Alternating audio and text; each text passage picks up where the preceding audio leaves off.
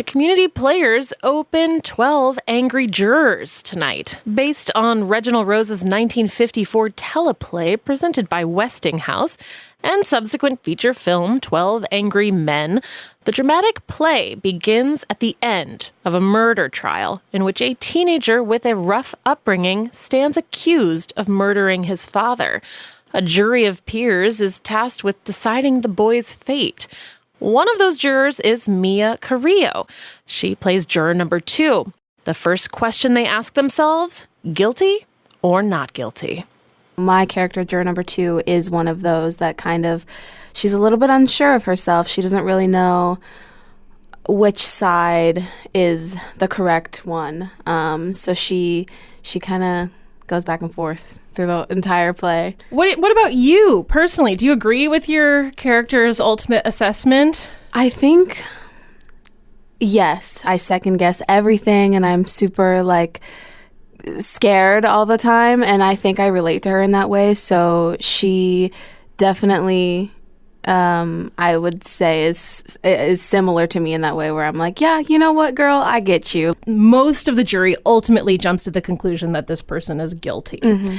And then through the course of the play, some people evolve or change their decisions. Just talk through what that kind of puts on the audience, right? That I think sometimes the audiences are also forced to question their assumptions. We do a pretty decent job painting a picture of who this kid is outside of the descriptors that we have from the courtroom and from the evidence and whatnot. I think that's actually a big part of the discussion is his identity. I think that there's some jurors that are basing their entire decision off of who he is, and whether that's his race or his upbringing or his economic situation. Based on all of that, that's how some of the jurors decide. And I think with the audience kind of coming into our brains and seeing why these jurors are making the decisions that they are, I think they might even be faced with some of their own prejudices that they might not know that they hold.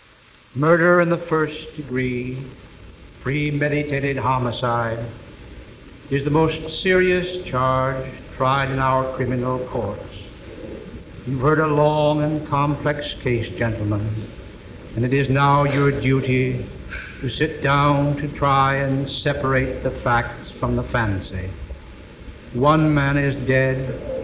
The life of another is in your hands. The original teleplay, 12 Angry Men, is a picture of its time. There is this quote-unquote jury of peers that is all middle-aged white men in suits and top hats. And so in casting this with a gender-neutral, much more racially diverse and age-diverse cast, in your opinion, how does that change things or not in the way we perceive this play? I would say that having a diverse cast 100% changes the way that this play is going to be received by the audience, and it also changes the way that us as the actors perform the piece, because the way that our characters interact with each other definitely is impacted by those identities. There are jurors who relate to this kid that is on trial, and there are characters that interact with those, jurors, and the way that race and gender identity plays into our acting elevates the play a lot. I don't know if this is the case in 12 Angry Jurors as it is in 12 Angry Men, but one of the characters, I think it's juror number 11, is an immigrant. I have always thought that a man was entitled to have unpopular opinions in this country. This is the reason I came here.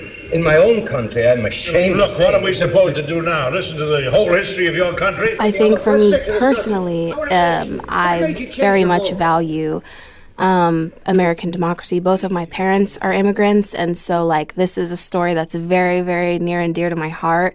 And I think that our production just does a great job showing you the viewpoints from juror number 11 and because there are other jurors played by, people of color and whatnot, we bring our own personal experiences into our characters. And I think that plays a part in making this show alive. It is certainly a theatrical, kind of romanticized picture of what the jury process is, I'm sure. But what strikes me as so interesting is how each of the jurors has to make a decision about who they believe. Yeah. Well, juror number 2 is definitely, she's like a little wallflower, or at least my version is. And I think she listens very carefully to every single word that the people around her are saying. I'm playing this character pretty young because I'm young, and also it helps the characterization, but I think she values what the people who are older and more experienced than her are saying, and so she's listening very closely. By the end, she pieces it all together in a way that makes sense to her, because finally somebody has presented something that you cannot argue against, and so that's the turning point for her. Is She's curious about a few different things, and she asks some questions, and she's listening to everything that people are saying. And in the beginning, she really doesn't know. There are so many questions, and there are some answers, and there's a lot that aren't. And I think that's part of the show is kind of realizing that sometimes you're like maybe not going to know all of the answers, and you just have to make a decision based on everything that you know and kind of hope that you're doing the right thing. Part of this play is giving people chances, and I think that by the end, everyone has kind of, made their decisions based off of that. This is Paul Brinson saying goodnight for Westinghouse, who have made more than 40 million... 12 Angry Jurors opens tonight and runs 2 weekends at Community Players in Bloomington. I spoke to juror number 2, Mia Carrillo, who makes her Community Players debut.